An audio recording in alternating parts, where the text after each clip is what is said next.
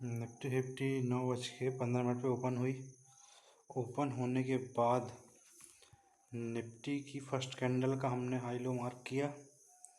Mark करने के बाद निफ्टी में डाउन साइड निफ्टी गई और डाउन साइड 30 पॉइंट की रैली आई। इससे हमारी जो स्ट्रेटजी है 920 वह परफेक्ट हुई।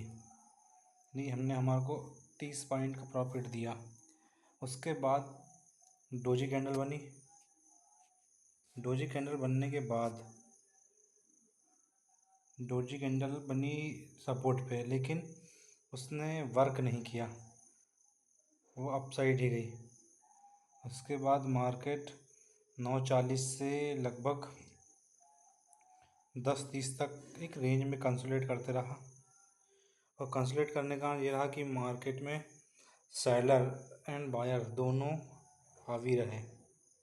इस कारण से 9:40 से 10:30 तक मार्केट एक रेंज में कंसोलिडेट होता रहा, ना अप साइड मूव करा ना डाउन साइड।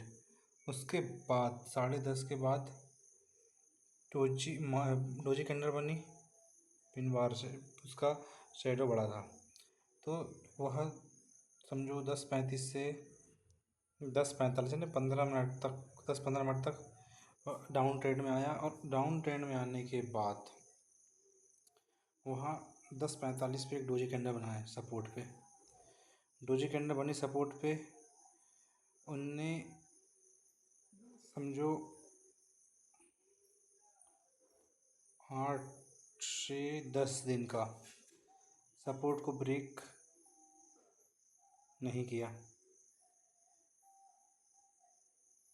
10 दिन सपोर्ट को ब्रेक नहीं किया, लगभग माना जाए यहाँ पे 10 से 12 दिन सपोर्ट को ब्रेक नहीं कर पाया। और वह डोजी कैंडल लगभग माना जाए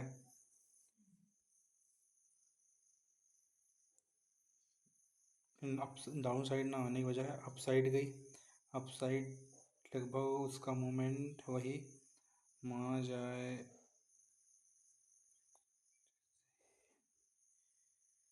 75 पॉइंट की रैली आई उसमें। लेकिन रेड डोजी कैंडल बना था, इस कारण से हमने वह ट्रेड नहीं लिया। फिर उसके बाद बेरिश इनगोल्फिंग पैटर्न बना और उस बेरिश इनगोल्फिंग पैटर्न ने वर्क नहीं किया। भले वहीं पे ग्रीन डोजी बनी और मार्केट ने 3 ग्रीन कैंडल के साथ अपसाइड गया। अपसाइड जाने के बावजूद भी मार्केट में सेलर एंड बायर दोनों हावी होने के कारण मार्केट 11:55 से 12:30 तक लगभग एक ही रेंज में कंसोलिडेट करते रहे। इस कारण से ना मूव अप तरफ बन रहा था ना डाउन साइड बन रहा था। इस कारण हमने वहाँ पे भी कोई ट्रेड नहीं लिए। फिर यहाँ पे बेरिश इनगोल्फिंग पैटर्न बना और बेरिश इनगोल्फिंग पैटर्न बनने के बाद मार्केट में 60-70 पॉइंट की रैली आई। और यहाँ भी लगभग उसके बाद 12:50 से लेके तो लगभग 1:40 तक एक ही रेंज में कंसोलिडेट करता रहा। और कंसोलिडेट करने का कारण ये था कि सेलर एंड बायर दोनों हावी थे और मार्केट एक ही रेंज में मूवमेंट करता रहा। और फिर उसके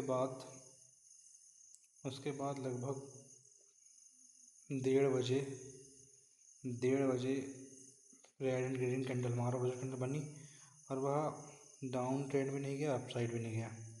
होने जाने के कारण इसमें सेलर एंड बायर हावी होने के कारण था मेन वजह। और फिर उसके बाद यहाँ पे रेसिडेंस को तोड़कर सपोर्ट बना और वह सपोर्ट बनने के बाद अपसाइड ट्रेंड किया। और यहाँ पे हैमर बना और हैमर बनने के बाद 2:10 पे हैमर जो बना यह लगभग डाउन साइड आया। अब यानी कि रेजिडेंस पे हैमर बना और हैमर बनने के बाद अप साइड आया market, up side down side आया, डाउन साइड आया और डाउन साइड आने के बाद लगभग यहाँ पे यह माना जाए कि समझो 125 से 30 अंक का मूवमेंट दिया पुट तरफ, और इसमें क्या सेलर हावी था। और यहाँ पे ओवाइस लगभग 30.1 इस कहाँ से मार्केट डाउन साइड आया। और यहाँ पे BTST कॉल तो दिया नहीं। और कल जो हमने यहाँ पे डे कैंडल के बारे में बताया था कि डे कैंडल ब्रेक करेगा,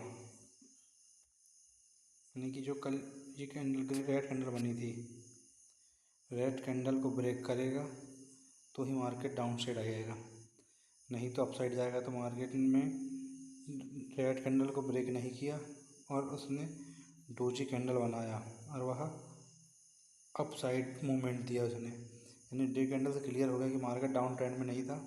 और उसने 25,000 के सपोर्ट को ब्रेक नहीं करा और 25,200 का रेसिडेंस को टच करके पार कर गया।